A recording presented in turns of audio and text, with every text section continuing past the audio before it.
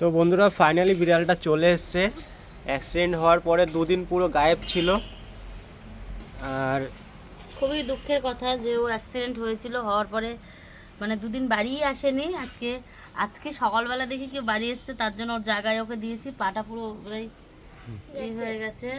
মামি ওইদিকে আগুনটা ধরিয়েছে, যার জন্য একটু উনুনের পাশে দেওয়া হয়েছে, ঠান্ডায় কাঁপছে তাই। আজকে আবার ঠান্ডাটাও খুব পড়েছে, ওই গাড়ি অ্যাক্সিডেন্ট খুব কাঁপছে। পরে ভয়ে কাঁপছে না ঠান্ডায় কাঁপছে বুঝতে পারছি না, নাকি ব্যথায় কাঁপছে সেটাও বুঝতে পারছি না। ব্যথা তো আছে, পুরো দুদিন ও উধাও। পুরো দুদিন ও অন্ধকারে ঢুকে গেছে কোথায়।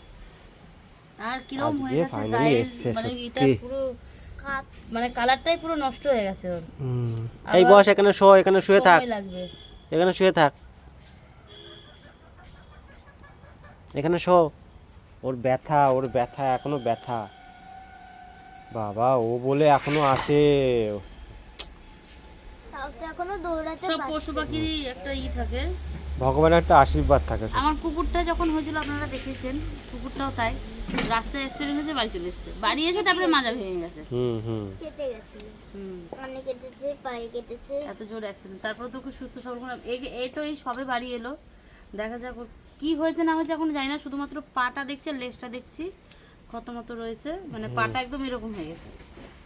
মানে যেমন করছো তেমন থাকবে। হুম, এই মিনি সব ওখানে বস, ওখানে বস, এখানে বস, এখানে বস। এসছে এখন এখানে একটু বস, ভয়টা এখানে কাটুক, বস। ভয়টা কাটুক, তারপরে দেখা হ্যাঁ যাচ্ছে কি সত্যি, করে। ও ভাবছে কি ওকে আমরা ব্যথা ব্যথা দেবো হয়তো, দেবো, ওইটা ভয়টা না ভাবছে। কাটলে আর হবে না।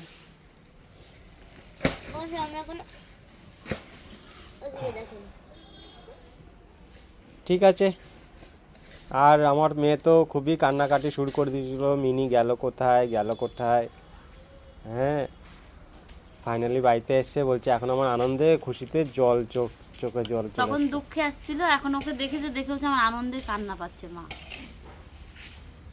আমি যে কাঁদতে নেই। ঠিক আছে, যাক, এটা একটা খুশির খবর ছিল যে একটা বিড়ালটা পশু পাখি হ্যাঁ বাড়িতে বাড়িতে থাকলে চলে সবার মায়া এসছে। বসে যায়। কিন্তু কালকে স্নান করা যাবে। কালকে রাতে তো আমার ঘুমই হয়নি চিন্তায়, মিনিটা গেল কোথায়, গেল কোথায়। তার মধ্যে আবার 12টা না 1টার দিকে আবার ওখানে চিল্লাচ্ছিল, ম্যাও ম্যাও করছিল। সকালবেলা ও সকালের দিকে। এর জন্য কালকে আমার পেটটা ব্যথা। যাক, ঠিক আছে, টাটা।